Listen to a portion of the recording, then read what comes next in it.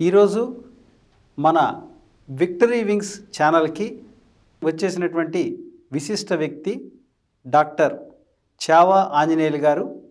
వీరు ENT specialist and surgeon. హైదరాబాదులో Asian ENT care centre పంజాగుట్టలో వీరి యొక్క హాస్పిటల్. వారు మనతో ఉన్నారు. వారితోటి చక్కటి విషయాల్ని మన ప్రేక్షకుల కోసం తెలుసుకొని పంచుకుందాం. నమస్కారం ఆంజనేయులు గారు. నమస్తే అండి. ఆంజనేయులు గారు, ఈరోజు ENT, I think ear, nose and throat, ఈ మూడింటికి చాలామంది రకరకాల సమస్యల్ని ఎదుర్కొంటూ ఉన్నారు. ఇటువంటి సమస్యల్ని మా కామన్ ప్రజలకి, కామన్గా ఉండేటువంటి వాళ్ళకి అర్థమయ్యే రీతిలో మనం కొన్ని సందేహాలను మీ ముందర తీసుకొస్తున్నామండి. వాటిని అడిగి తెలుసుకుందామండి.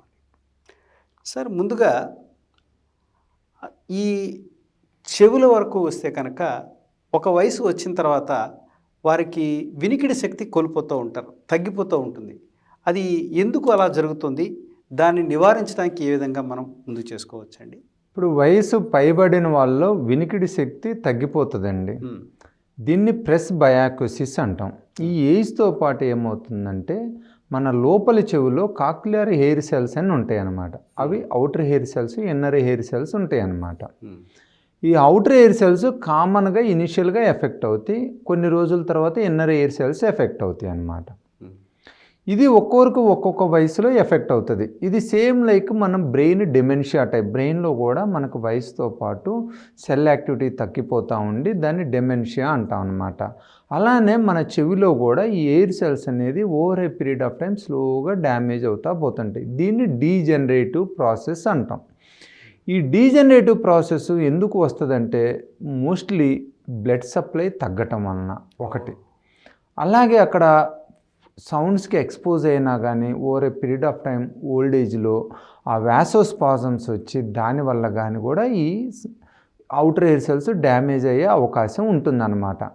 ఈ అవుటర్ ఎయిర్ సెల్స్ మనం ఏది చూసినా కూడా ఆక్సిడేటివ్ సెల్ డ్యామేజ్ లేదా బ్లడ్ సప్లై తగ్గటం వలన డ్యామేజ్ అవుతుంది. ఈ బ్లడ్ సప్లై అనేది రెండు రకాలుగా తగ్గుతుంది.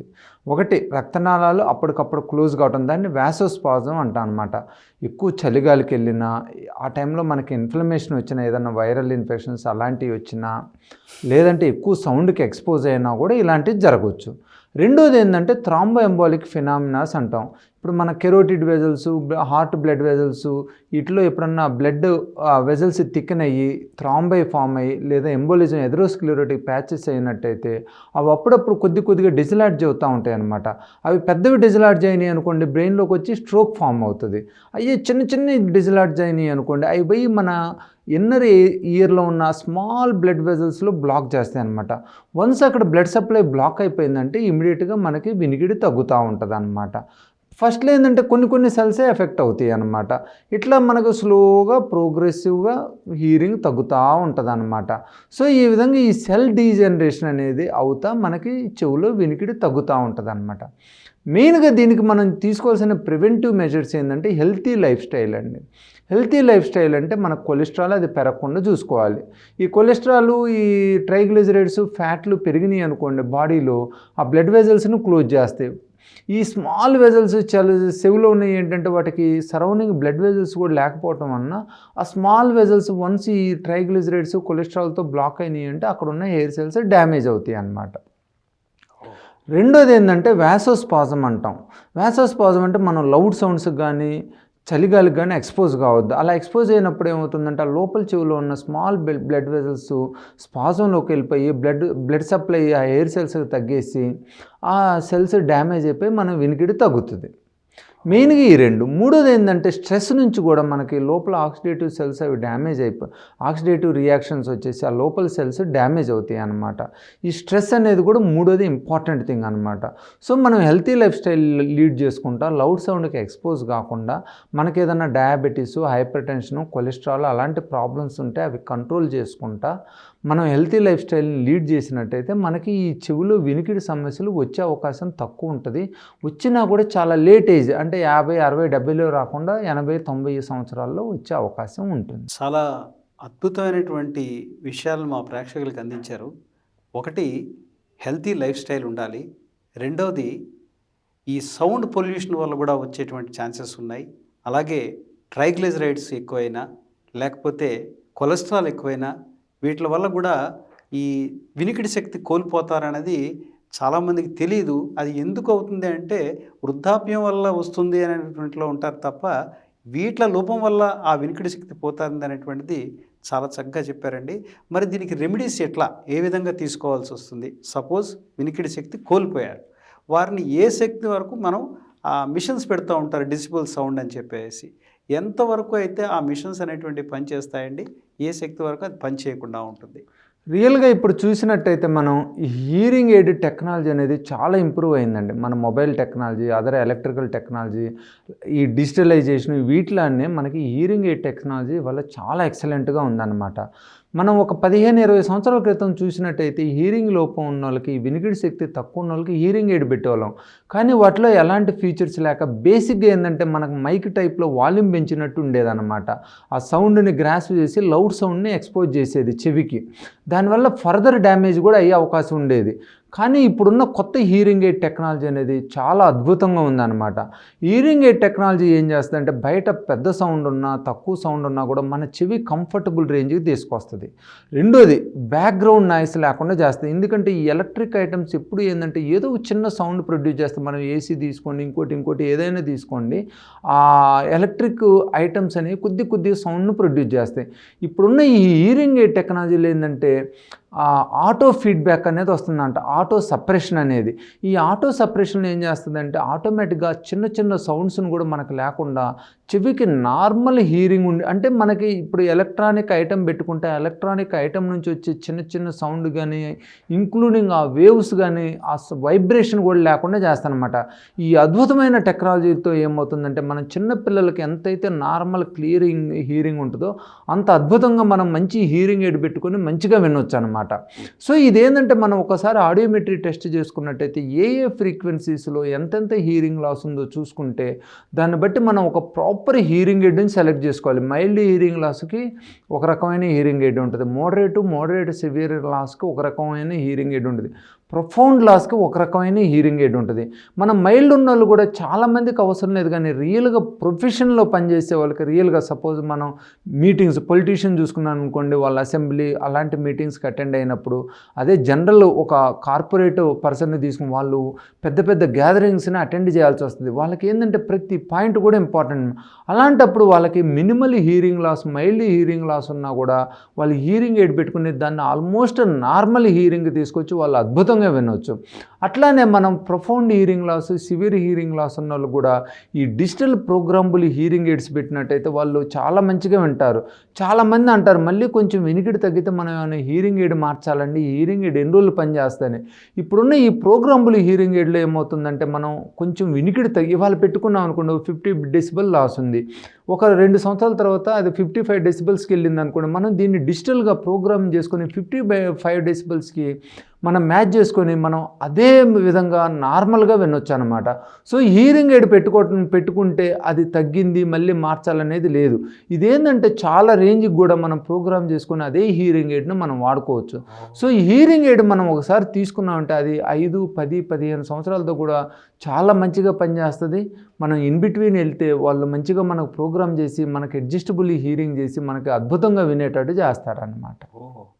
ఇంత చక్కటి టెక్నాలజీ వచ్చింది హీరింగ్ ఎయిడ్స్లో. ఇప్పుడు ఇంతకుముందు అయితే ఇంతలా ఉండేది కాదేమో, బట్ లేటెస్ట్ టెక్నాలజీ ఇంత గొప్పగా 15 ఏళ్ల వరకు హీరింగ్ ఎయిడ్ మిషన్ పనిచేయడం అంటే చాలా మంచి డెవలప్మెంట్ అయింది. సార్ ఇప్పుడు ఈ చెవిలో వ్యాక్స్ వస్తుంది, గులుము అని చెప్పేసి, దానివల్ల కూడా మనకి వినికిడి శక్తి కోల్పోతుందని అంటారు. మరి దాని తర్వాత చాలామంది నేను చూస్తూ ఉంటాను, ఏదో పుల్లలు పెట్టుకొని బడ్స్ పెట్టుకొని తీస్తూ ఉంటారు. ఇది ఎంతవరకు సమంజసం అంటారు, ఆ బడ్స్ తోటి చెవుల్లో పెట్టుకోవడం అన్నది? ఈ వ్యాక్స్ అనేది సమస్య అండి. ఈ వ్యాక్స్ ఉన్నప్పుడు కూడా మనకి వినికిడి తగ్గుతుంది అనమాట. ఇది వెరీ ఈజీ టు ఐడెంటిఫై. ఒకసారి మనం వినికిడి తగ్గినప్పుడు డాక్టర్ గారిని సంప్రదించినట్టయితే సింపుల్గా లైట్ పెట్టి, ఈవెన్ మీరు కూడా చూడవచ్చు, కొంచెం చెవిని పైకి లాగి టార్చ్ లైట్ పెట్టినట్టయితే అక్కడ బ్రౌను, బ్లాక్, ఎల్లోగా ఏదైనా ఉన్నట్టయితే అది వ్యాక్స్ అని అర్థం అండి. యూజువల్గా అలాంటి వ్యాక్స్ ఉన్నట్టయితే ఇమీడియట్గా మనం డాక్టర్ గారిని సంప్రదించినట్టయితే ఆ డాక్టర్ గారు ఆ వ్యాక్సిన్ పూర్తిగా తీసి మనకి నార్మల్ హీరింగ్ వచ్చేటట్టు చేయొచ్చండి. వన్స్ వ్యాక్స్ తీసేసామంటే లూమిన్ అంతా పెటెంట్ అయిపోద్ది, లూమిన్లోకి సౌండ్ వేవ్స్ పోతే అయిపోయి టింపానిక్ మెంబ్రెయిన్ లోపల ఉన్న ఆస్కిల్స్ని వైబ్రేట్ చేసి ఏదైతే మనకి హీరింగ్ మెకానిజం ఉంటుందో ఇన్ బిట్వీన్ బ్రిడ్జ్ అంటాం, బయట తరంగాలకి లోపల ఇయర్కి బ్రిడ్జ్ అంటాం, దాన్ని ఈ వైబ్రేట్ చేసేసి మనకి నార్మల్ హీరింగ్ ప్రొడ్యూస్ చేస్తుంది. ఈ వ్యాక్స్ని ఎక్కువ రోజులు ఉంచడం మంచిది కాదండి. ఎందుకంటే వ్యాక్స్ రోజు రోజుకి అక్యుములేట్ అయినట్టయితే సరౌండింగ్ స్కిన్ మీద ఇన్ఫెక్షన్ వచ్చేసి ప్రెషర్ చేసి అక్కడ గ్రాన్యులేషన్స్ స్కిన్ని డ్యామేజ్ చేస్తుంది. వన్స్ స్కిన్ డ్యామేజ్ అయిన తర్వాత దాని కింద బోన్ ఉంటుంది అనమాట. ఆ బోన్ కూడా స్లోగా ప్రెషర్ నెక్రోసిస్ అంటాం. ఆ టైంలో పేషెంట్ కూడా చాలా పెయిన్ వస్తుంది అనమాట. దీన్ని కెరటోసిస్ ఆప్టూరెన్స్ అంటనమాట. ఈ హార్డ్ వ్యాక్స్ అనేది చుట్టుపక్కల ఉన్న బోన్ని డ్యామేజ్ చేసి అక్కడ సివియర్ ప్రాబ్లమ్స్ని తీసుకొచ్చే అవకాశం కూడా ఉంటుంది అనమాట. ఎస్పెషలీ ఓల్డ్ పీపుల్, డయాబెటీస్ ఉన్న వాళ్ళు అయితే చెవుల్లో కొంచెం డిస్కంఫర్ట్ ఉన్నా నెగ్లెక్ట్ చేయొద్దు. ఎందుకంటే ఈ డయాబెటీస్ ఉన్న వాళ్ళు ఆ వ్యాక్స్ నుంచి కనుక ఆ బోన్ మీద ఇన్ఫెక్షన్ వచ్చి ప్రెషర్ పడి ఆటైటిస్ ఎక్స్టర్నా వచ్చిందంటే చాలా డేంజర్ అండి. దాన్ని మ్యాలిగ్నెంట్ ఆటైటిస్ ఎక్స్టర్నా అంటాం. అది ఇమీడియట్గా లోపల బ్రెయిన్కి పోయిద్ది. ఈవెన్ మనకి కొంచెం ఇన్ఫెక్షన్ వచ్చినా కూడా 6 వారాల నుంచి 3 నెలలు మనం ఇంజెక్షన్స్ ఐవీ యాంటీబయాటిక్స్ తీసుకోవాల్సి వస్తుంది అనమాట. అంత సీరియస్ కండిషన్కి వెళ్ళిద్ది. దాంతోపాటు అక్కడ క్రేనియల్ నర్వ్ పాలసీస్ ఇలాంటివి వస్తాయి. ఏదన్నా ఆపరేషన్ చేయాల్సి వచ్చినా కూడా ఇలాంటి కేసుల్లో సక్సెస్ రేట్ తక్కువ ఉంటుంది, మోర్టాలిటీ కూడా చాలా ఎక్కువ ఉంటుంది అనమాట. సో ఎట్టి పరిస్థితుల్లోనూ డయాబెటీస్ ఉన్న వాళ్ళు, ఓల్డ్ పీపుల్ వ్యాక్స్ ఫామ్ అయినట్టయితే నెగ్లెక్ట్ చేయకూడదు. రెండోది, ఇది మనం అంతటా మనం చాలామంది అంటారు మేము పుల్లలు పెట్టి తీసుకుంటాము అంటారు. ఇది ఎట్టి పరిస్థితుల్లోనూ మంచిది కాదు. ఎందుకంటే మనం ఏదైనా ఒక హోల్ ఉందండి, హోల్లో మనం ఏదన్నా ఒక ఆబ్జెక్ట్ని తీయాలంటే ఏదన్నా ఒకటి ఉంటే దాన్ని వెనక్కి పోయి లాగాలి. మనం ముందు నుంచి తోస్తూ ఉంటే అది చివరికి పోతానే ఉండి చివరి డెడ్ ఎండ్ దాకా వెళ్ళింది చివరి దాకా. సో అది మంచిది కాదు. ఎప్పుడన్నా మనం కాటన్ బడ్డు పెట్టుకుంటే వస్తుంది అంటే ఆ సరౌండింగ్ ఇప్పుడు ఏదైతే లూమిన్కి పక్కన ఉంటుందో అది మాత్రం వస్తుంది, కానీ సెంటర్లో ఉన్నదాన్ని ఇంకా మనం తోస్తున్నట్టు ఉంటుంది. అది చాలా బ్యాడ్ హ్యాబిట్ అనమాట. దీంతోపాటు ఏమైందంటే ఆ చుట్టుపక్కల ఆల్రెడీ వ్యాక్స్ నుంచి ఇన్ఫెక్షన్ వచ్చి మనం పెట్టే కాటన్ బడ్స్ ఏం చేస్తుంటే దాని మీద ఇంకా డ్యామేజ్ చేసి ఇంకా ఇన్ఫెక్షన్ ఎక్కువ చేసే అవకాశం ఉంటుంది. పెయిన్ కూడా చాలా సివియర్గా వచ్చే అవకాశం ఉంటుంది అనమాట. సో ఎట్టి పరిస్థితుల్లో నువ్వు గుబులు ఉన్నట్టయితే మనం కాటన్ బడ్స్, పుల్లలు అలాంటివి పెట్టి కానీ, లేదా కొంతమంది పెన్ని క్యాప్లు పెట్టి కానీ, కొంతమంది పిన్నీసులు పెట్టి కానీ తీస్తుంటారు. ఇది ఎట్టి పరిస్థితుల్లోనూ మంచిది కాదు. దీనివల్ల నష్టమే కానీ లాభం ఎట్టి పరిస్థితుల్లోనూ లేదు. ఇంకా చాలామంది అనుకుంటారు నేను కాటన్ బడ్డు పెట్టాను తీస్తున్నాను అనుకుంటారు, కానీ కాటన్ బడ్డు పెట్టడం వల్ల అది ఏమవుతుందంటే ఇంకా లోపలికి పోయి మీకు కనిపించకుండా ఉంటుంది అనమాట. దానివల్ల మీరు బయటకు వచ్చింది అనుకుంటారు. ఐడియల్గా ఏంటంటే అక్కడ జరుగుతుంది, ఇది లోపలికి వెళ్ళిపోతుంది. అట్లా మీరు 10 సార్లు చేసాను అక్కడ పోయి మనం ఏదన్నా మట్టి మీద గట్టిగా గుద్దితే ఎలా అయితే మట్టి హార్డ్ అయిపోయిద్దో అలా వ్యాక్స్ అంతా పోయి ఒక్కోసారి అది మన చెవి గోపుకి రంధ్రం కూడా కాజ్ చేసే అవకాశం ఉంది. ఎందుకంటే మీరు బయట నుంచి ఫుడ్ చేస్తున్నారు, లోపల ఉన్న చెవి గోబు అనేది చాలా పల్సటి మెంబ్రేన్ అనమాట. ఇదేమైందంటే దాన్ని పోయి గట్టిగా హిట్ అయిందంటే ఆ పల్సటి గోబుకి రంధ్రం పడేసి అది సివియర్ ఇన్ఫెక్షన్, వినికిడి పర్మనెంట్గా కోల్పోయే అవకాశాన్ని కూడా క్రియేట్ చేస్తారనమాట. అక్కడ ఉన్న ఆస్కిల్స్ అవన్నీ డ్యామేజ్ అయిపోయి. సో ఎట్టి పరిస్థితుల్లోనూ మీరు నెగ్లెక్ట్ చేయొద్దు. ఒకవేళ గట్టి వ్యాక్స్ ఉండి నొప్పి వస్తుంటే ఇమీడియట్గా ఏదైనా యాంటీబయాటిక్, పెయిన్ కిల్లరు, దాంతోపాటు డీవ్యాక్స్ ఏదైనా గుబిల్ని మెత్తబడే డ్రాప్స్ వేసుకొని ఒక 4-5 రోజులు డాక్టర్ దగ్గరికి వెళ్ళి సేఫెస్ట్ మెథడ్ ఏంటంటే అండర్ మైక్రోస్కోప్ అండి. మైక్రోస్కోప్లో ఏంటంటే మనం 100% వాల్స్ అన్నీ చూసుకుంటాం, మొత్తం వ్యాక్సిన్ని జాగ్రత్తగా క్లియర్ చేయడానికి వితౌట్ ఫర్దర్ డ్యామేజ్ అవకాశం ఉంటుంది అనమాట. దీనికి మీరు ఎట్టి పరిస్థితుల్లో సంకోచించాల్సిన అవసరం లేదు. డాక్టర్ గారి దగ్గరికి వెళ్ళి మంచిగా వ్యాక్సిన్ శుభ్రం చేయించుకోండి. రెండోది, ఎప్పుడన్నా మళ్ళీ వస్తుందా అంటారు. 100లో ఒకరికిద్దరికే మళ్ళీ వచ్చే అవకాశం ఉంటుంది. అది కూడా పిల్లల్లో అండి. వాళ్ళ పిల్లల్లో ఏమైందంటే ఒక్కోసారి ఈ బయట చెవి కెనాల్ అనేది నేరోగా ఉంటుంది. అదేంటంటే వాళ్ళకి పెద్ద కొన్ని పిల్లలు ఏజ్ పెరిగే కొద్దీ ఏమవుతుందంటే అది కూడా సైజు పెరిగిపోయి కొన్నాళ్ళకి ఆ ప్రాబ్లం లేకుండా పోయిద్ది అన్నమాట. సో ఈ చిన్నపిల్లలు ఎస్పెషల్లీ ఏంటంటే గుబులు ఉంటే అవసరమైతే 3 నెలలకు 6 నెలలకు వెళ్ళి శుభ్రం చేసుకుంటే 7-8 సంవత్సరాల కల్లా వాళ్ళకి కెనాల్ అనేది పెద్దదైపోయి బయట చెవి ఇంకా ఫ్యూచర్లో వాళ్ళకి ఆ గుబిలి ఎక్యుములేట్ అయ్యే అవకాశం ఉండదన్నమాట.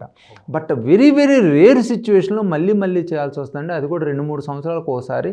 అలాంటి అవకాశం ఏదన్నా ఉంటే చేయాల్సి వస్తే డాక్టర్ గారి దగ్గరికి వెళ్ళి డాక్టర్ గారి దగ్గరే క్లీన్ చేయించుకోండి. మోర్ సేఫెస్ట్ వే అన్నమాట. ఇప్పుడు ఇట్లాగే సార్ చిన్నప్పుడు మనం చూసేవాళ్ళం, నెత్తికి స్నానం అది చేయించినప్పుడు చెవుల్లో నూనె పోసేవారు. మరి ఇలా నూనె పోయటాలు లేకపోతే చెవిని ఇలా మడతపెట్టి బాగా ఆడిస్తూ ఉంటారు ఈ గులిమి మెత్తపడటం కోసం అని చెప్పేసి. తర్వాత అది ఒకసారి ఎండిపోయినప్పుడు పౌడర్ లాగా కూడా బయటకు వచ్చేస్తూ ఉంటుంది ఈ గులిమి. ఇలాంటివి వేయటం మంచిదే అంటారా? మరి నోట్లో అప్పుడు కాలంలో చేసేవారు ఈ నూనె వేయడం లాంటివి ఇప్పుడు అది మంచిదేనా మరి ఆ నూనె వేయటం అలాగా? అది ఎట్టి పరిస్థితుల్లోనూ మంచిది కాదండి. ఉమ్, ఎందుకంటే సమ్ టైమ్స్ సివియర్ ప్రాబ్లమ్స్ వస్తాయి అన్నమాట. ఉమ్, దీని నుంచి ఇప్పుడు మనం అనుకుంటే చాలామందిని ఈ మధ్యలో చూశాను. ఉమ్. ఈ వేడి నూనె పోస్తారనమాట ఆ అవునండి. చెవులో. ఆ వేడి నూనె ఎట్టి పరిస్థితుల్లోనూ మంచిది కాదు. ఉమ్, ఎస్పెషలీ అక్కడ కనుక ఆల్రెడీ గుబిల్ నుంచి చుట్టుపక్కల ఇన్ఫెక్షన్ వచ్చిందంటే ఈ వేడి నూనె పోయి అక్కడ ఇన్ఫెక్షన్ ఇంక్రీజ్ చేయటమే కాకుండా చుట్టుపక్కల ఉన్న స్కిన్ని డ్యామేజ్ చేస్తాం. ఇది ఎట్టుంటుందంటే మనం పుండు మీద వేడి నూనె పోసినట్టు ఉంటుంది. ఓహో, ఇది ఎట్టి పరిస్థితుల్లోనూ మంచిది కాదు. మీకు ఏమాత్రం అవకాశం ఉన్నా ఇమీడియట్గా డాక్టర్ దగ్గరికి వెళ్ళి క్లీన్ చేయించుకోండి. మీరు అంటారు చెవిని ఇట్లా అనుకుంటే వస్తుందని. ఓన్లీ థింగ్ ఏంటంటే ఏదన్నా మైల్డ్ గుబిలి ఉండి కొంచెం ఉన్నట్టయితే అది వస్తుంది అనమాట. అంతేగాని గుబిలి ఎక్కువగా ఉండి అది ఎక్యుములేట్ అయ్యి అక్కడ స్కిన్ మీద ప్రెషర్ పెట్టి అలాంటిది రాదు. రెండోది వేడి నూనె ఎప్పుడు పొయ్యొద్దండి. దాని నుంచి ఒక్కోసారి రియాక్షన్ వస్తుంది. ఈవెన్ 100లో 4-5 నష్టం జరిగినా కూడా అది మంచిది కాదు. ఎందుకంటే అది 100% సేఫ్ కాదు. ఓన్లీ గుబిలి పోస్తే కొంతమందికి మెత్తబడిద్ది అంటారు. అది ఏంది ఇన్ఫెక్షన్ లేనప్పుడు. ఆ తర్వాత కూడా డాక్టర్ దగ్గరే క్లీన్ చేయించాలండి. ఓన్లీ కొద్దిగా ఉన్నప్పుడే వస్తుంది. కొంతమంది ప్రివెన్షన్గా ఎవ్రీ వీక్ నూనె పోస్తూ ఉంటారండి. అది ఎట్టి పరిస్థితుల్లోనూ మంచిది కాదు. ఏదో ఒక రోజు దాని నుంచి మనకి సివియర్ ఇన్ఫెక్షన్ వచ్చేసి ఫెరంకిల్స్ చీమగడ్డలు చెవిలో ఫామ్ అయ్యే అవకాశం ఉంటుంది అనమాట, బయట చెవిలో. అది ఎట్టి పరిస్థితుల్లోనూ మంచిది కాదు. మోర్ సోఫిస్టికేటెడ్ ఏంటంటే చక్కగా షాప్కి వెళ్ళిపోయి ఏదన్నా వ్యాక్స్ మెత్తబడే డ్రాప్స్ తీసుకొని అది కొద్దిగా వేసుకొని దాని తర్వాత డాక్టర్ దగ్గరికి వెళ్ళి ఆ గుబిలి తీయించుకోవటం మంచి పద్ధతి అండి. ఇప్పుడు స్విమ్మింగ్ చేస్తూ ఉంటారు, మరి వాటర్ అంతా కూడా లోపలికి పోతూ ఉంటుంది ఎక్కువగా. అదేదో జస్ట్ ఇలా వేలు పెట్టేసి క్లీన్ చేసుకుంటే వచ్చిందని అనుకుంటూ ఉంటారు. అట్లా స్విమ్మింగ్ చేయటం వల్ల ఏమైనా ఇన్ఫెక్షన్స్ వచ్చే ఛాన్సెస్ ఉన్నాయా? ఆ వాటర్ లోపలికి పోయడం వల్ల అంత మంచిదా మరి? ఇప్పుడంటే ఓకే, ఏవో కొన్ని కొత్త రకాల బడ్స్ వచ్చినాయి కనుక అవి పెట్టుకొని చేస్తున్నారు. ఇప్పటివరకు అటువంటివి లేవు కదా. ఈ పల్లెటూరులో వాటిల్లో కూడా ఈ కనాల్లోనూ వాటిల్లోనూ కూడా ఈ స్విమ్మింగ్ చేసినప్పుడు పిల్లలు వాళ్ళు ఈ చెవులకి ఏం పెట్టుకోరు. దానివల్ల ఏమైనా ఇన్ఫెక్షన్ వస్తుందంటారా? యూజువల్గా ఏంటంటే 100లో 90 మందికి వాటర్ పోవటం వలన ఏమి ఇన్ఫెక్షన్ రాదండి. ఎందుకంటే హెల్తీ స్కిన్ ఉన్నప్పుడు ఎట్టి పరిస్థితుల్లోనూ ప్రాబ్లం లేదు. Healthy skin that is very important అన్నమాట. రెండోది ఏంటంటే ఈ వాటర్ మనం అనుకుంటాం అనుకుంటే తీస్తామని మనం ఎక్కడ వాటర్ వేసినా కూడా ఈవెన్ మన ఇంట్లో ఏదన్నా హోల్ ఉందని ఒక పావు గంటలోనో 10 నిమిషాల్లోనో 5 నిమిషాల్లోనో అది ఎండిపోతుంది depending on the surrounding weather. అలానే మన చెవులో కూడా బయట చెవులో ఉండే వాటరు ఒక 5 నిమిషాల్లోనో 10 నిమిషాల్లోనో 15 నిమిషాల్లోనో అది ఆరిపోయింది. ఓన్లీ థింగ్ మనం గుడ్డ పెట్టి అన్నాం అనుకోండి, నీరు కొంత గుడ్డలోకి వెళ్ళిపోయింది, మిగతా తొందరగా ఇప్పుడు మనం ఎట్టుంటుందంటే పిండిన బట్ట కొద్దిగా టైం తీసుకుంటుంది. పిండిన క్లాత్ కొద్దిగా తొందరగా ఆరిపోయింది. అలానే మనం చెవులో కనుక స్నానం చేసిన తర్వాత గుడ్డబెట్టి బయట అనుకున్నాం అనుకోండి, కొంత గుడ్డకి నీరు అంటుకొని కొంత మిగతాది కొద్దిగా ఉండేది ఇమీడియట్గా ఆవిరైపోయింది. మనం అట్లా అనుకోలేదు అనుకోండి, ఆ తడిపోవటానికి ఇంకొక 5 నిమిషాలు ఎక్స్ట్రా టైం పడుతుంది. అంతేగాని ఆ నీరు అంతే ఉండటం అనేది జరగదు. మిగతా పరిసరాల్లో ఎట్టయితే నీరు మనకి వెదర్కి ఆవిరైపోయి ఎండిపోతుందో అలానే మన చెవిలో కూడా నీరు అలానే అయిపోతుంది అనమాట. రెండోది 100లో ఒక 5 నుంచి 10 మందికి మటుకి ఈ చెవిలోకి నీరు పోవటం వలన ఇన్ఫెక్షన్స్ వచ్చే అవకాశం ఉంటుందన్నమాట. ఎస్పెషలీ ఎగ్జిమా ఎలర్జీ కండిషన్స్ ఉన్న వాళ్ళు, ఎగ్జిమాటస్ అంటాం, ఎగ్జిమాటస్ ఆర్టైటిస్ ఎక్స్టర్నా వల్ల ఏమవుతుందంటే ఎలర్జీ ఎగ్జిమా వలన అవుటర్ స్కిన్ డ్యామేజ్ అయ్యి ఉంటుంది అనమాట స్కిన్ కెనాల్లో. అలాంటప్పుడు ఇన్ఫెక్షన్స్ పోతే అక్కడ వెట్ ఫామ్ అయ్యి ఫంగల్ ఇన్ఫెక్షన్స్, బ్యాక్టీరియల్ ఇన్ఫెక్షన్స్ వచ్చే అవకాశం ఉంటుందన్నమాట. ఎవరికైతే 1-2 సార్లు చెవులోకి నీళ్ళు పోయి ఇన్ఫెక్షన్ వస్తుందో వాళ్ళ మటుకి ఫ్యూచర్లో చెవులోకి నీళ్లు పోకుండా చూసుకోవటం మంచిదన్నమాట. అది ఎగ్జిమాటస్ ఆర్టైటిస్ ఎక్స్టర్నా అంటాం. ఈ ఎగ్జిమాటస్ ఆర్టైటిస్ ఎక్స్టర్నా ఉన్న వాళ్ళకి మటుకి చెవులోకి నీళ్లు పోతే ఇన్ఫెక్షన్ వచ్చే అవకాశం ఉంటుంది. నార్మల్ స్కిన్ ఉన్న వాళ్ళకి, ఎలర్జీ లేని వాళ్ళకి, ఎగ్జిమా లేని వాళ్ళకి చెవులోకి నీళ్లు పోయినా వచ్చే ప్రాబ్లం ఎలాంటిది ఏమీ లేదన్నమాట. డాక్టర్ గారు, ఇప్పుడు చెవిలో రంధ్రాలు పడ్డాయని అంటారు, దానికి ఆపరేషను అల్టిమేటా లేకపోతే దాన్ని మందుల ద్వారా కూడా ఏమైనా తగ్గించుకునేది ఉంటుందా? ఆపరేషన్ చేస్తే సైడ్ ఎఫెక్ట్స్ లాంటివి ఏమైనా ఉంటాయా చెప్పండి. ఈ చెవిగూబకు రంధ్రము టెంపానిక్ మెంబ్రేన్ పర్ఫరేషన్ అంటామండి. ఇది యూజువల్గా చిన్నపిల్లల్లో జలుబు చేసినప్పుడు వస్తుంటుంది. జలుబు చేసినప్పుడు ఏమైందంటే ముక్కులో ఉన్న ఇన్ఫెక్షను చెవులోకి ఈస్టేషన్ ట్యూబ్ ద్వారా ఈజీగా పోవటానికి అవకాశం ఉంటుంది చిన్నపిల్లలు. ఎందుకంటే వాళ్ళకి ఈస్టేషన్ ట్యూబ్ అనేది మోర్ హారిజాంటల్గా ఉంటుంది, మనకు వచ్చేసి మోర్ ఆబ్లిక్యూ పొజిషన్లో ఉంటుంది అనమాట. ఆబ్లిక్యూ పొజిషన్లో ఉన్నప్పుడు కింద నుంచి పైకి ఇన్ఫెక్షన్ పోవటం చాలా కష్టం. అదే హారిజాంటల్గా ఉన్నట్టయితే ఈస్టేషన్ ట్యూబ్ చిన్నపిల్లల్లో ఈజీగా ముక్కులో నుంచి జలుబు అనేది చెవులో పోయి చెవులో ఇన్ఫెక్షన్ క్రియేట్ చేస్తుంటుంది. యూజువల్గా ఈ చెవిగోపుక రంధ్రాలు అనేది ఒకటి ఇన్ఫెక్షన్ నుంచి వస్తుంది, రెండోది ఎప్పుడైనా చెవి మీద బ్లంట్గా ఇంజురీ అయినప్పుడు వస్తుంది అనమాట. చాలామంది మోచేతి గుద్దుకుందానో లేదా చెంప మీద చెల్లుమని పీయటమో ఇలాంటివి చేసినప్పుడు ఆ బయట చెవిలో ప్రెషర్ అనేది డెవలప్ అయ్యి ఆ చెవిగూపు మీద ప్రెషర్ పడి రంధ్రం పడుతుంది. మూడోది ఏంటంటే ఒక్కొక్కసారి ఈ బారో ట్రామాస్ అంటాం, ఫ్లైట్లో జర్నీలు చేసేటప్పుడు సడన్ నెగిటివ్ ప్రెషర్ వచ్చినప్పుడు కూడా ఈ చెవిగూపుకు రంధ్రాలు పడే అవకాశం ఉంటుంది. సో యూజువల్గా ఎక్యూట్ మన చేతికి దెబ్బ తగిలి వచ్చింది కానీ బారో ట్రామా నుంచి వచ్చింది కానీ most of the times heal అయిపోయిందండి. అదేంటంటే ఫ్రెష్ వుండ్ అంటాం, ఇన్ఫెక్షన్ ఏమి ఉండదు. ఇన్ఫెక్షన్ లేనప్పుడు ఆ చెవిగూపు రంధ్రం ఆటోమేటిక్గా హీల్ అయిపోతుంది. ఇంకోటి పిల్లల్లో కూడా ఈ చిన్న చెవిగూపుకి రంధ్రాలు అప్పుడు జలుబు చేసినప్పుడు పడ్డాయి అయితే మనకి ఆ ఇన్ఫెక్షన్ తగ్గంలోనే జలుబుతో పాటు కూడా ఈ రంధ్రం కూడా ఆటోమేటిక్గా క్లోజ్ అయిపోతుంది అనమాట. యూజువల్గా అందుకని పిల్లల్లో ఎక్కువ జలుబు చేసే వాళ్ళకి చెవిలో చీమ వచ్చే వాళ్ళకి ముందు ముక్కు ఆపరేషన్ చేసినా ముక్కు వ్యాధిని మందులతో తగ్గించినా కూడా చెవి రంధ్రం ఆటోమేటిక్గా క్లోజ్ అయిపోయింది. ఓన్లీ ప్రాబ్లం ఎక్కడ వస్తుందంటే ఈ చెవిగూపు రంధ్రాలు అనేది సపోజ్ ఈ 100లో ఒకరికిద్దరికి ఏమైందంటే ఆటోమేటిక్గా ఇన్ఫెక్షన్ తగ్గినా కూడా చెవిగూపు రంధ్రాలు మనం ఎస్పెషల్లీ 15 నుంచి 25, 30, 40 సంవత్సరాల నడి మధ్యలో వాళ్ళకి ఏదైతే చెవిగూపుకు రంధ్రం ఉంటుందో అది కూడా ఇన్ఫెక్షన్ తర్వాత వచ్చింది ఉంటుందో, ఇన్ఫెక్షన్ తగ్గినా కూడా ఆ రంధ్రం అంతే ఉంటుందో అలాంటి వాళ్ళకి చిన్న ఆపరేషన్ చేయాల్సి వస్తుందన్నమాట. టెంపనోప్లాస్టీ సర్జరీ అంటాం. ఇది వెరీ సింపుల్ అండి. యూజువల్గా చేయించుకొని 2-3 గంటల్లో ఇంటికి పంపించేస్తాం. లోపల నుంచి లోపలే చేయొచ్చు, బయట కుట్లు బ్యాండేజ్ ఓల్డెన్ డేస్లా అనేది లేదు. ఇవాళ అడ్వాన్స్డ్ టెక్నాలజీ తోటి మంచి మైక్రోస్కోప్స్ వచ్చినాయి, ఇన్స్ట్రుమెంట్స్ కూడా చాలా ఫైన్ ఇన్స్ట్రుమెంట్స్ వచ్చినాయి. వీటితోటి ఏమవుతుందంటే చెవి లోపల నుంచి లోపలే మంచిగా ఆపరేషన్ చేసి పొద్దునపొడి చేసి ఒక 2-3 గంటల హాస్పిటల్లో ఉంచి ఇమీడియట్గా పంపుతాం. రికార్డింగ్ సక్సెస్ రేట్ గురించి కూడా ఆలోచించినట్టయితే 100లో 99 మందికి సక్సెస్ రేట్ ఉందండి. ఫెయిల్ అనేది చాలా రేర్ సిచ్యువేషన్లో ఉంటుంది అనమాట. అదే ఇండైరెక్ట్గా చెప్తే మంచి సర్జన్ కనుక సర్జరీ చేసినట్టయితే ఫెయిల్ ఏంటంటే అది యూజువల్గా పేషెంట్లో ఉన్న టిష్యూ హీలింగ్ ప్రాబ్లమే అనుకుంటాం కానీ సర్జరీ ఫెయిల్యూర్ అనేది ఉండదన్నమాట. అంత మంచి సక్సెస్ రేట్ ఉంది. సో చెవిగూపుకి రంధ్రాలు పడ్డట్టయితే మనం మందులు అడుక్కొని యూజువల్గా మందులతో తగ్గినట్టయితే ఓకే, తగ్గనట్టయితే ఇన్ఫెక్షన్ తగ్గిన తర్వాత సింపుల్ ఆపరేషన్ ద్వారా మనం ఆ హోల్ని క్లోజ్ చేసినట్టయితే మోర్ ఇంపార్టెంట్ థింగ్ ఏంటంటే ఆ హోల్ అంతే ఉన్నట్టయితే మళ్ళీ ఇన్ఫెక్షన్స్ వచ్చే అవకాశం ఉంటుంది. మళ్ళీ ఇన్ఫెక్షన్స్ వచ్చినాయి అంటే మళ్ళీ మనకి వినికిడి ఫర్దర్ తగ్గే అవకాశం ఉంటుంది అనమాట. ఇప్పుడు చేయించుకోకపోతే తర్వాత చేయించుకోవచ్చు, 1 year, 2 years, 3 years అంటుంటారు.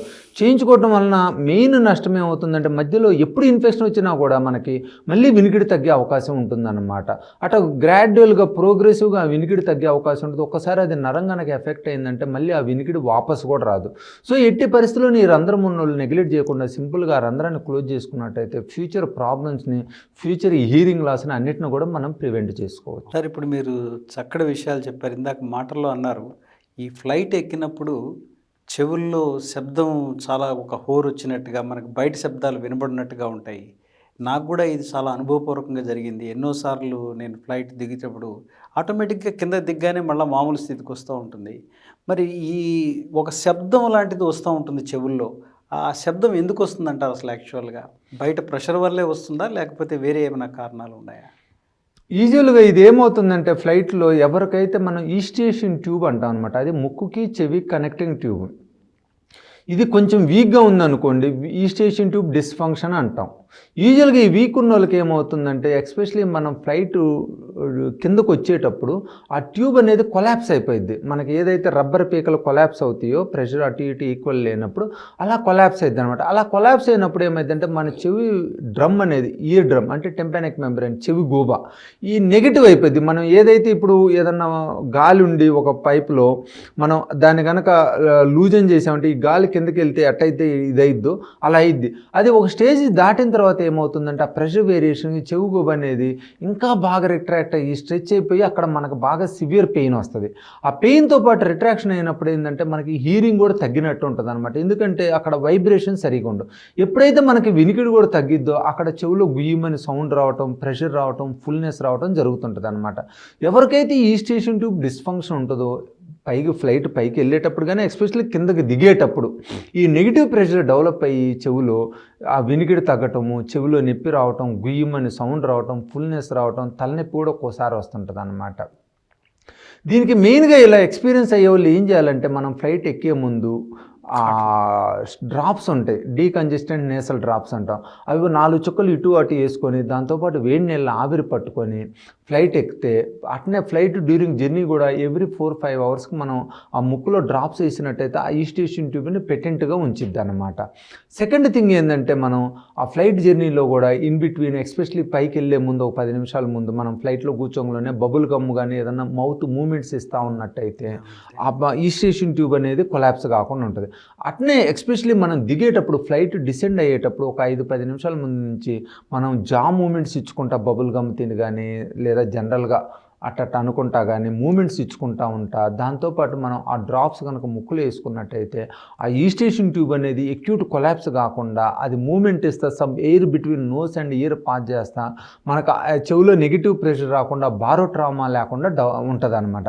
సో ఈ విధంగా మనం ఫ్లైట్ దిగేదాకా చేసినట్టయితే మనకి దాని నుంచి వచ్చే ఎఫెక్ట్స్ లేకుండా చెవిలో నొప్పి కానీ చెవిలో నిండుతనం కానీ గుయ్యమనే సౌండ్ కానీ వినికిడి తగ్గటం కానీ లేకుండా ఉంటుంది అనమాట. యూజువల్గా ఇది టెంపరీ ఫినామినా, దాన్ని కూడా మనం ఈ విధంగా ప్రికాషన్స్ తీసుకొని దాన్ని మనం అవాయిడ్ చేయొచ్చు. ఇప్పుడు చెవి గురించి చెప్పారు, అదేవిధంగా ఇక గొంతు దగ్గరికి వస్తే గొంతులో ధ్వని కోల్పోతూ ఉంటారు ఒక్కోసారి. తర్వాత రెండవది గురక అనేటువంటిది ఒకటి ఎక్కువగా వస్తూ ఉంటుంది.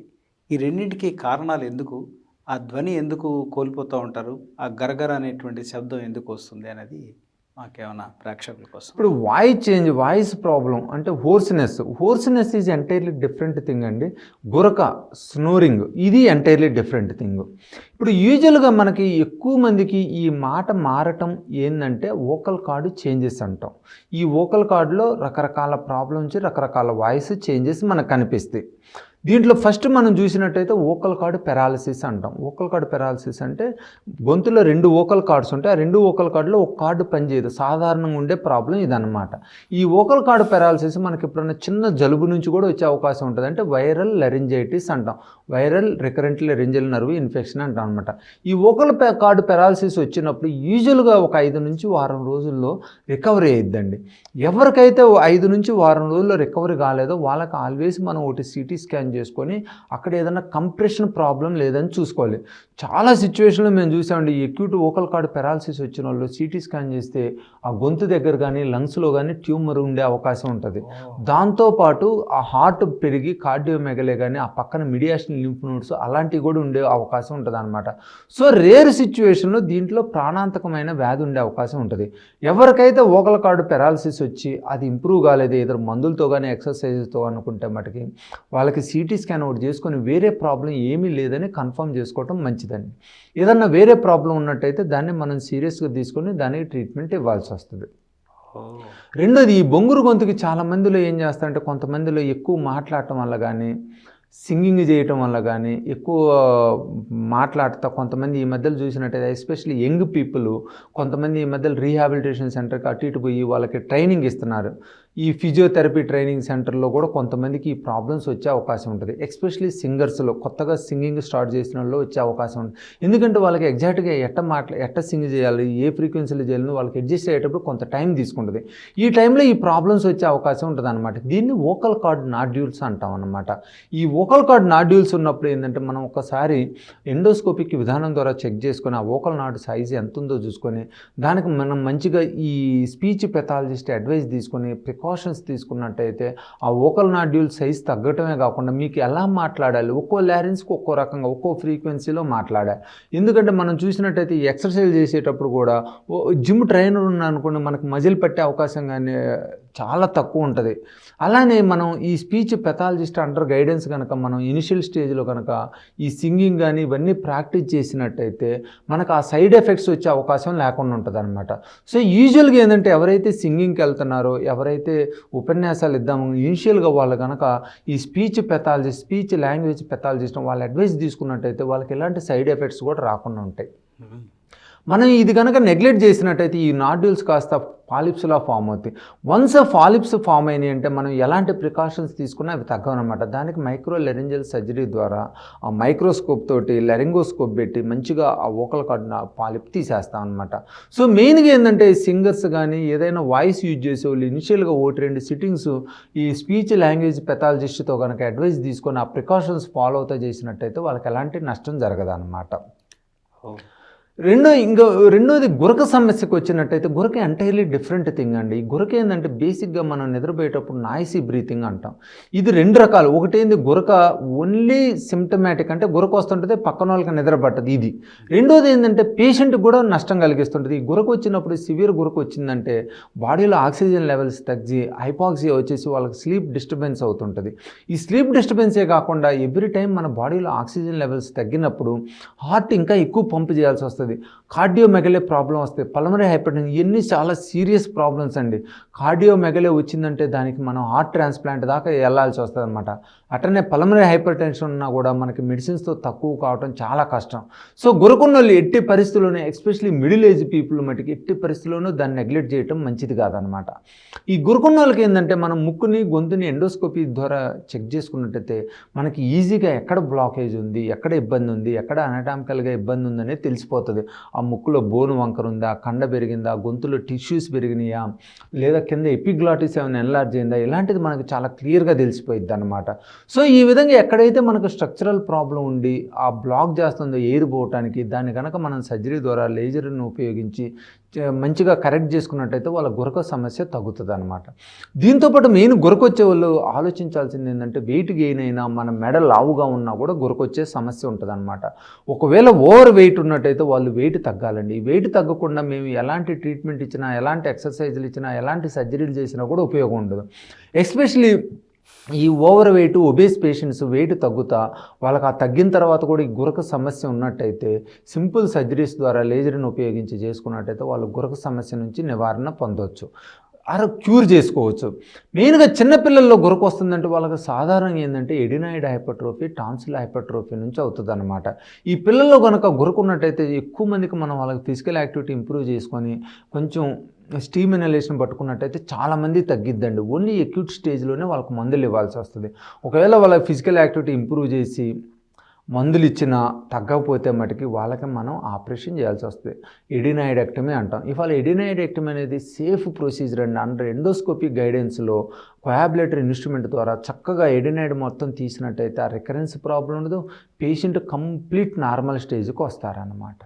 సరే, ఇప్పుడు మీరు ఎంతకాలం నుంచి మీరు ఈ క్లినిక్ నడుపుతున్నారండి?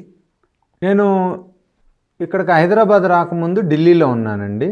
నేను ఢిల్లీలో all India institute of medical సైన్స్లో మాస్టర్స్ ఇన్ ఆటో రైనోలారింగాలజీ అంటే ఈఎన్టీలో చేశాను. ఆ తర్వాత అక్కడే నేను ఫర్దర్ వర్క్ చేసి అసిస్టెంట్ ప్రొఫెసర్గా చేస్తూ ఉన్నాను అనమాట. ఇంకా ఆ తర్వాత నేను 2004లో హైదరాబాద్ వచ్చాను.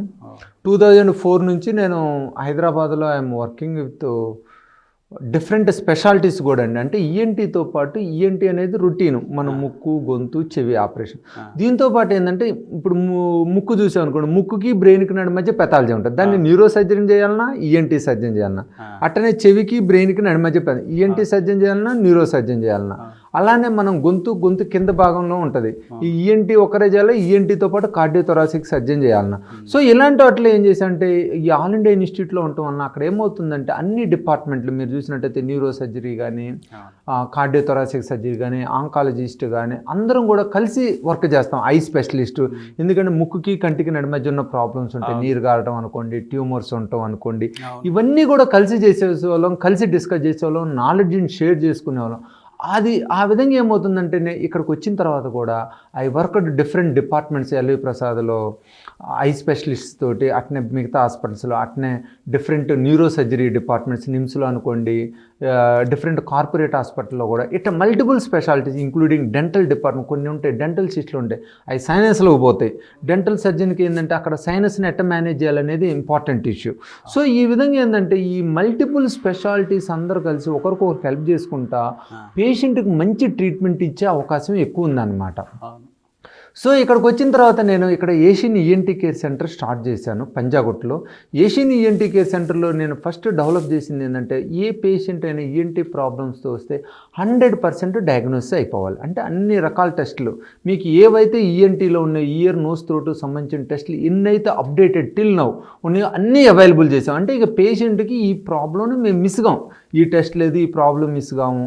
అట్టనే ప్రాబ్లమ్స్ని ఏదన్నా ఉన్నా కూడా, కన్ఫ్యూజన్ ఉన్నా కూడా 1 డే టైం తీసుకొని మిగతా టెస్టులు ఆలోచించి మళ్ళీ పేషెంట్ని పిలిచి మళ్ళీ ఇంకోసారి పేషెంట్తో డిస్కస్ చేసి అవసరమన్నీ చేసి 100% యాక్యురేట్ డయాగ్నోజ్ చేస్తానంట. వన్స్ యాక్యురేట్ డయాగ్నోజ్ చేసిన తర్వాత ఎవరు ట్రీట్మెంట్ ఇవ్వాలి, ఈఎన్టీ వాళ్ళే ఇవ్వాలన్నా, ఈఎన్టీతో పాటు న్యూరో సర్జన్ ఇన్వాల్వ్ చేయాలన్నా, ఈఎన్టీతో పాటు ఆప్థమాలజిస్ట్ని ఇన్వాల్వ్ చేయాలన్నా, ఈఎన్టీతో పాటు ఇలా we have the team of the people also అండి. డిఫరెంట్ స్పెషాలిటీ, అందరూ ఎక్స్పీరియన్స్డ్ పీపుల్, అందరం కూడా ఇన్స్టిట్యూట్స్ నుంచి ట్రైన్ అయ్యాను. ఇన్స్టిట్యూట్ నుంచి ట్రైన్ అయితే అడ్వాంటేజ్ ఏంటంటే, వాళ్ళు వితిన్ 6 monthsలోనే they will see almost all the డిస్. నీ టెక్స్ట్ బుక్స్లో ఏవైతే వ్యాధులు ఉన్నాయో అన్నీ కూడా నువ్వు 6 నెలల్లో చూస్తావు. ఈ 6 నెలల్లో నీకు వాటిని ఎట్ట మేనేజ్ చేయాలనేది తెలుస్తుంది.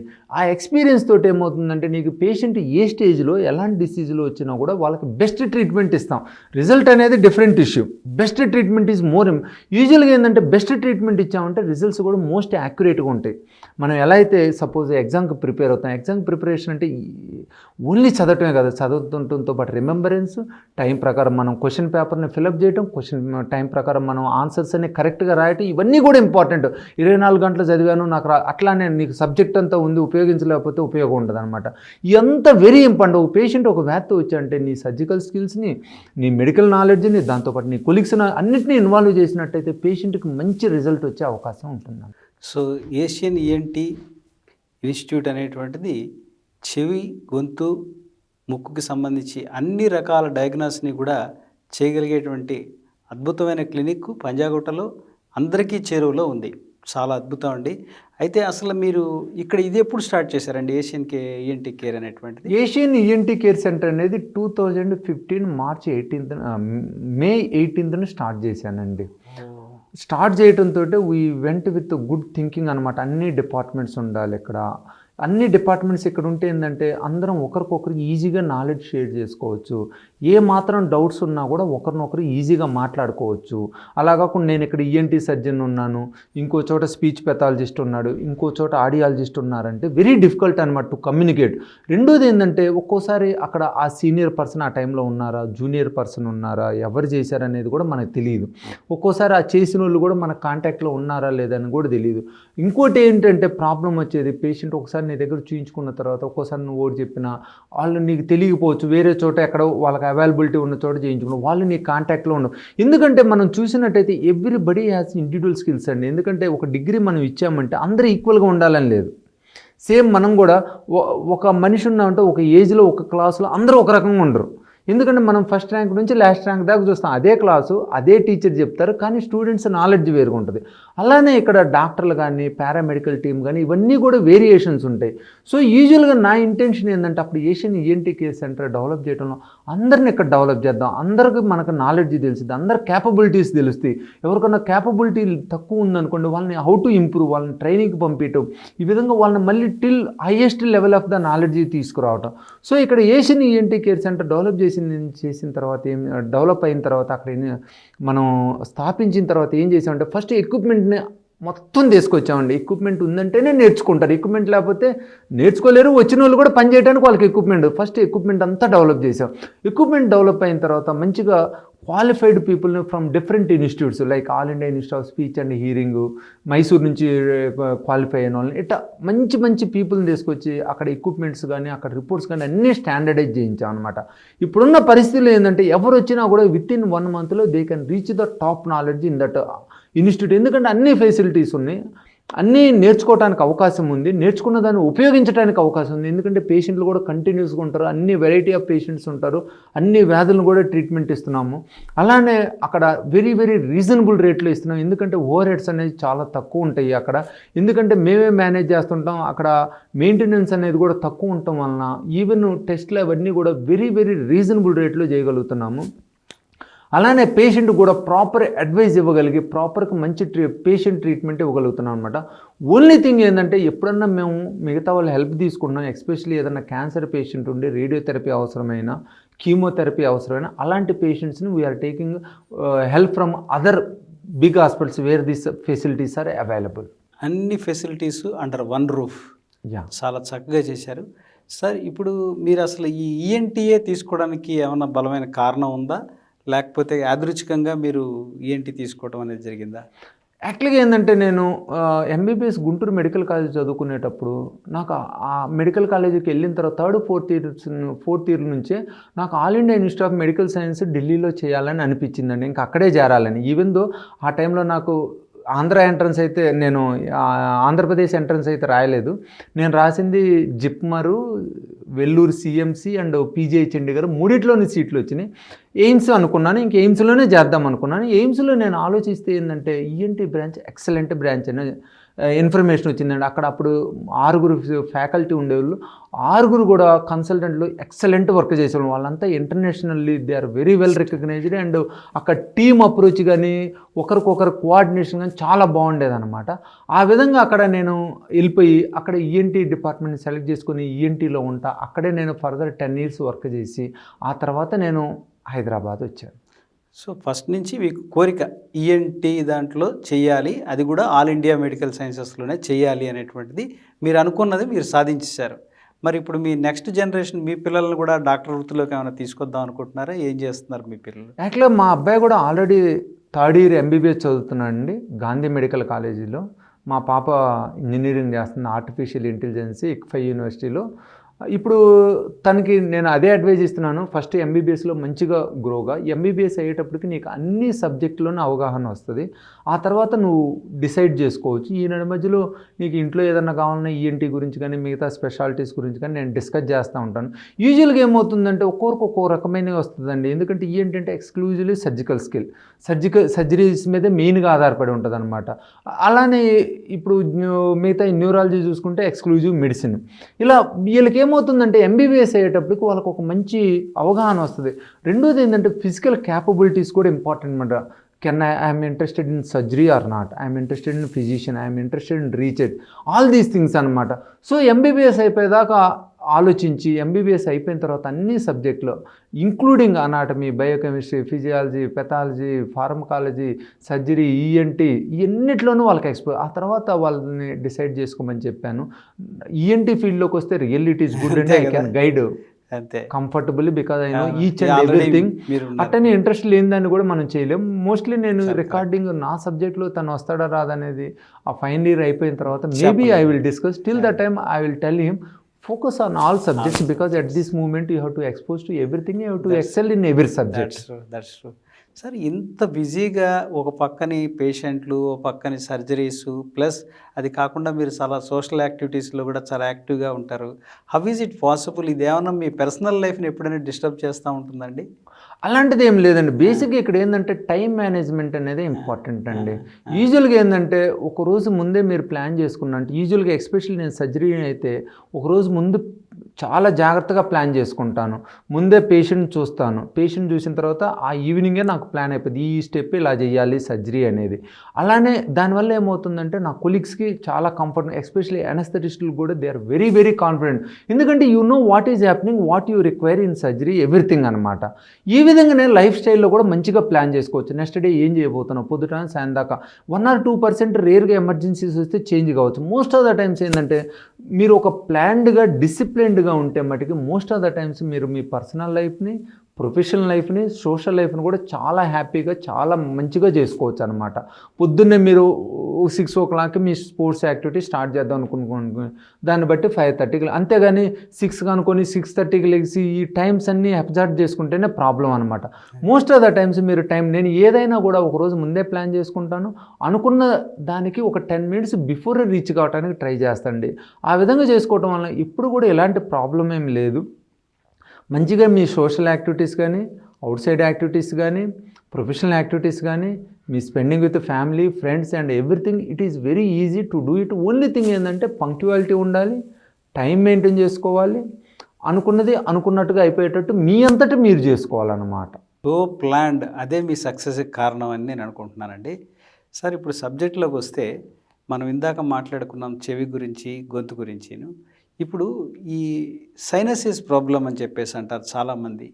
అంటే మనకి ఈ గొంతు, ముక్కు, చెవి ఈ 3 నర్వ్స్‌లకి సంబంధించినటువంటిది బహుశా ఇది ఒకటే సబ్జెక్ట్ డాక్టర్ అయి ఉంటారు. ఇంక దేనికైనా ప్రతిదానికి హార్ట్‌కి హార్టు, లేకపోతే లివర్‌కి లివరు ఇట్లా దేనికి దానికి డాక్టర్స్ ఉన్నారు గానీ 3 ఆర్గాన్స్‌కి కలిపి ఉండేటువంటిది ఏకైక వృత్తి అనేటువంటిది ఈఎన్టీ స్పెషలిస్ట్‌లే.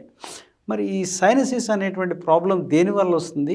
దాని నివారణ ఉపాయాలేంటి? మీరేమైనా కొంచెం చెప్పగలరు? సైనసైటిస్ ఇది చాలా కామన్ ప్రాబ్లం అండి. ప్రతి ఒక్కరు కూడా ముక్కు మూసిపోయినా, ముక్కులమ్మటి కారినా, తలనొప్పి వచ్చినా సాధారణంగా ఫస్ట్ వాళ్ళకి గుర్తొచ్చేది కానీ, వాళ్ళకి అనిపించేది కానీ సైనసైటిస్ అనండి. ఇది నిజం కూడా.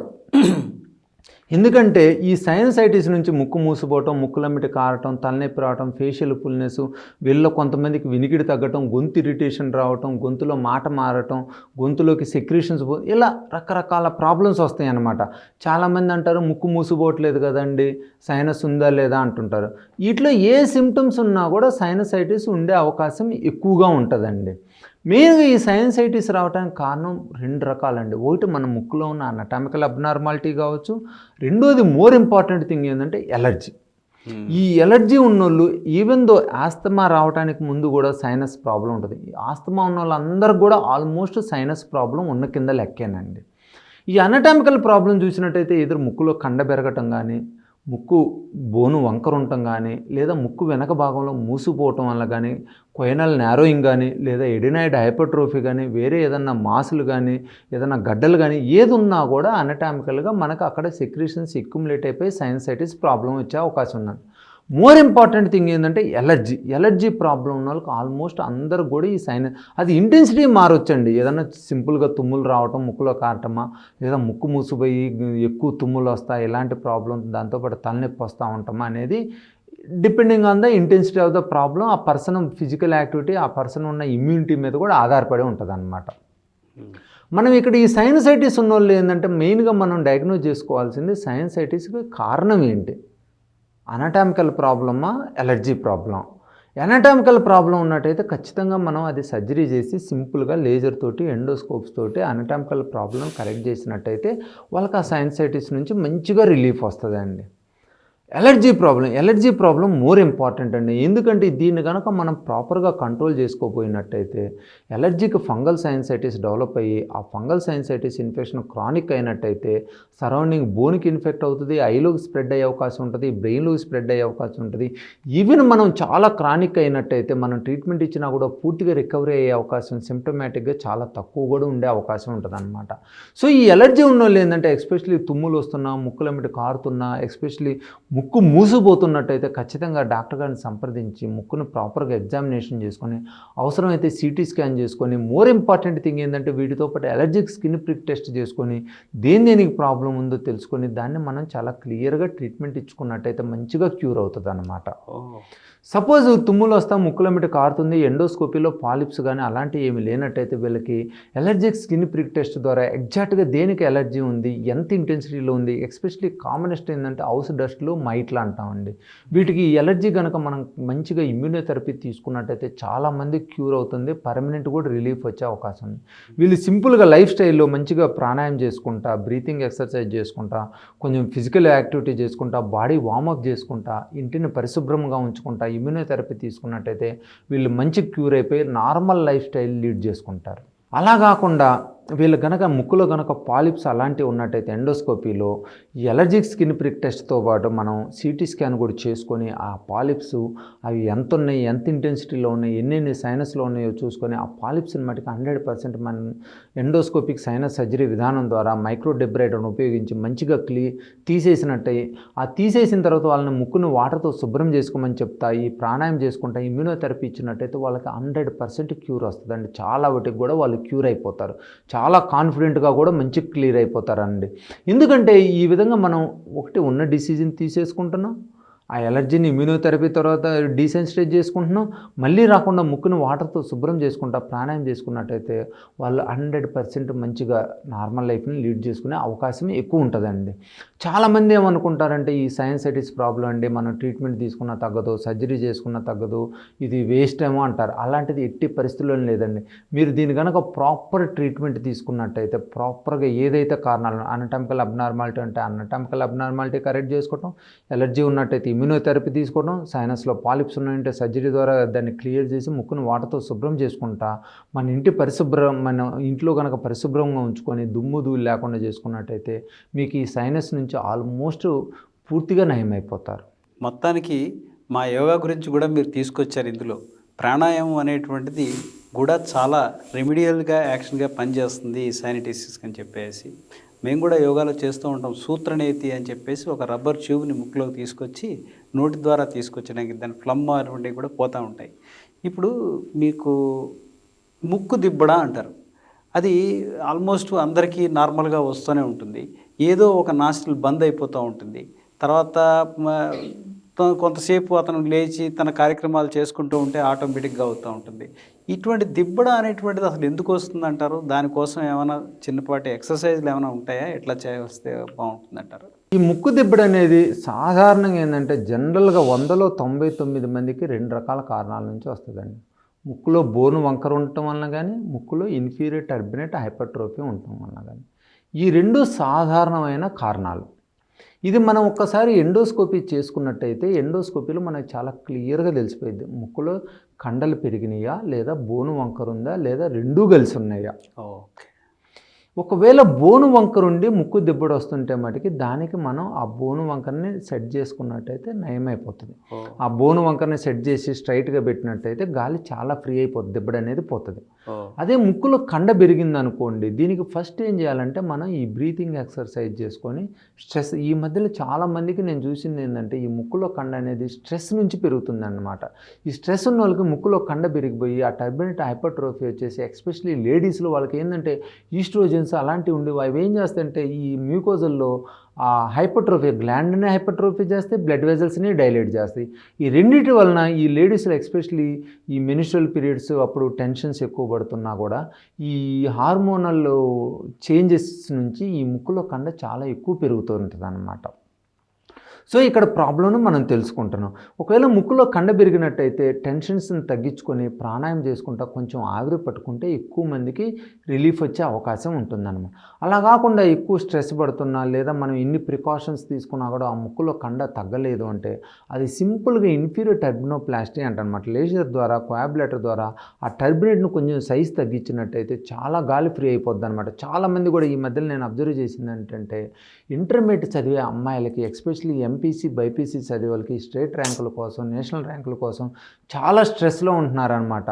వీళ్ళు ఎస్పెషల్లీ ఇంటర్మీడియట్ 11-12 ఇయర్స్లో ఈ హార్మోనల్ చేంజెస్ నుంచి కానీ ప్యూబర్టల్ చేంజెస్ దాంతోపాటు ఈ స్ట్రెస్ ఇవన్నీ యాడ్ అయిపోయి టర్బినేట్ హైపర్ట్రోఫీ చాలా మందికి వస్తుందన్నమాట.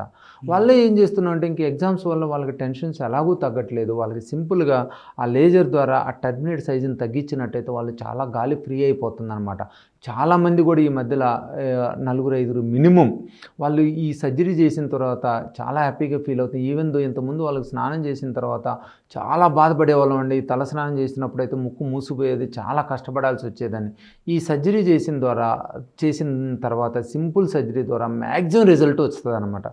సో ఈ దిబ్బడు అనేదాన్ని చాలా సింపుల్, మనం ప్రాపర్గా డయాగ్నోజ్ చేసుకొని దాని అనటామికల్ ప్రాబ్లం ఉండి అది కూడా మనకి మెడిసిన్స్తో తగ్గలేదు, లైఫ్ స్టైల్ చేంజెస్ తోటి యోగాతో కూడా తగ్గలేదు అనుకుంటే దాన్ని మనం సింపుల్ సర్జరీ ద్వారా కరెక్ట్ చేసుకొని వాళ్ళకి ఆ ముక్కు దెబ్బడి నుంచి పూర్తి రిలీఫ్ ఇవ్వచ్చండి.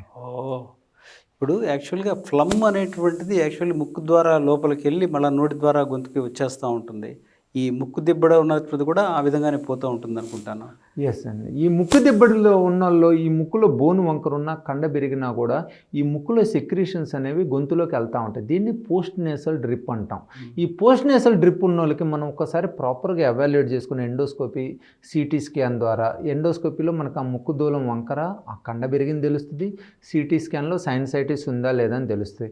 మనం ఏదైతే ప్రాబ్లం ఉందో ఆ ప్రాబ్లంని జాగ్రత్తగా మనం మెడిసిన్స్ ద్వారా కానీ లైఫ్ స్టైల్ చేంజెస్ ద్వారా కానీ లేదంటే సర్జరీ ద్వారా కానీ కరెక్ట్ చేసుకున్నట్టయితే ఈ ముక్కులోంచి గొంతులోకి వెళ్ళి phlegm problem post nasal drip problem అనేది పూర్తిగా నయమైపోతుంది. సార్ ఇప్పుడు మళ్ళీ గొంతు దగ్గరికి వచ్చాం కనుక ఇప్పుడు టాన్సిల్స్ ఆపరేషన్ అంటారు. ఎందుకు అసలు టాన్సిల్స్ అనేది ఆల్మోస్ట్ అందరికీ ఉంటుంది నార్మల్గా హ్యూమన్ బాడీలో. అవి తీసేయవలసిన పరిస్థితి ఎప్పుడు వస్తుంది అంటారు? ఎందుకు తీయాల్సి వస్తుందండి? ఈ టాన్సిల్స్ అనేవి నార్మల్ అనటామికల్ ఆర్గాన్ అండి. ఉమ్, ఎప్పుడైతే మన బాడీలో ఏదైనా చూడండి, ఏదైనా రికరెంట్ ఇన్ఫెక్షన్స్ వచ్చినా, ఇన్ఫెక్షన్ వచ్చి తగ్గకపోయినా అది మనం తీసేయాల్సి వస్తుంది. మనం స్కిన్ అనుకోండి, స్కిన్ కూడా సింపుల్ ఇన్ఫెక్షన్ వచ్చి మందులతో తగ్గిపోతే పట్టించుకోం. అట్లా కాకుండా దాంట్లో యాప్సెస్ కానీ చీమ్ కానీ ఏదైనా ఫామ్ అయ్యి ఆ స్కిన్ అంతా డ్యామేజ్ అయిపోయింది అనుకోండి, దాన్ని మనం తీసేసి స్టిచ్ చేయాల్సి వస్తుంది. అలా బాడీలో ఏ ఆర్గాన్లో అయినా కూడా మనకి ఏదైతే సింపుల్ ఇన్ఫెక్షన్ వచ్చి మందులతో తగ్గట్లేదో, దాని నుంచి ఫర్దర్ ప్రాబ్లం క్రియేట్ అవుతుందో అప్పుడే మనం దాన్ని తీసేయాల్సి వస్తుంది. అలానే టాన్సిల్ కూడా నార్మల్ ఆర్గాన్ అనమాట. గొంతులో రెండు పక్కల టంగ్కి పోస్టీరియర్ ఫెరింజియల్ వాల్ దగ్గర ఆ టాన్సిల్ పిల్లర్స్ నడి మధ్య ఉంటాయి అన్నమాట. దీన్ని ఈ టాన్సిల్స్ అనేవి రికరెంట్ ఇన్ఫెక్షన్స్ వస్తున్నా, లేదా బాగా సైజ్ ఎక్కువయ్యి దాని నుంచి గురక ఎక్కువ వస్తున్నా, లేదంటే గాలి తీసుకోవడం ఇబ్బంది అవుతున్నా కూడా ఆ టాన్సిల్స్ తీయాల్సి వస్తుంది అనమాట. నార్మల్గా మనం తీయం. ఏదైతే బాడీలో మనం ఏది చూసినా కూడా ఏదైతే మనకు హామ్ చేస్తుందో, దానివల్ల నష్టం అవుతుందో దాన్నే మనం తీసేస్తాం అన్నమాట. ప్రతి ఆర్గాను నార్మల్ కదా, బాడీలో ఉంది కదా అని మనం దాన్ని ప్రాబ్లం క్రియేట్ చేస్తున్నా, దానివల్ల నష్టం ఎక్కువ జరుగుతున్నా దాన్ని ఉంచడం మంచిది కాదు. సేమ్ అపెండిక్స్ అనుకున్నాం, సేమ్ అలానే లివర్లో ఏదన్నా యాప్సిస్ ఫామ్ అనుకున్నాం, అలానే ఏదన్నా డిఫరెంట్ ఆర్గాన్స్ మనం ఏది చూసినా కూడా ఎక్కడైతే దానివల్ల మనకు నష్టం జరుగుతుందో దాన్నే మనం తీసేయాలి. అట్లాగే టాన్సిల్స్ నుంచి కూడా ఎప్పుడైతే మనకు నష్టం జరుగుతుందో అనుకుంటున్నాం అప్పుడే తీసేస్తాం. నార్మల్ టాన్సిల్స్ని ఎట్టి పరిస్థితిలో తీయాల్సిన అవసరం లేదు, తీయకూడదు కూడా. అద్భుతం అండి. చాలా చక్కటి విషయాలని మా ప్రేక్షకులు చెప్పారు. మరిన్ని విషయాలతోటి మరొకసారి మనం మీతోటి మరొక వీడియోలో కూర్చుందాం సార్. నమస్కారం డాక్టర్ గారు. నమస్కారం.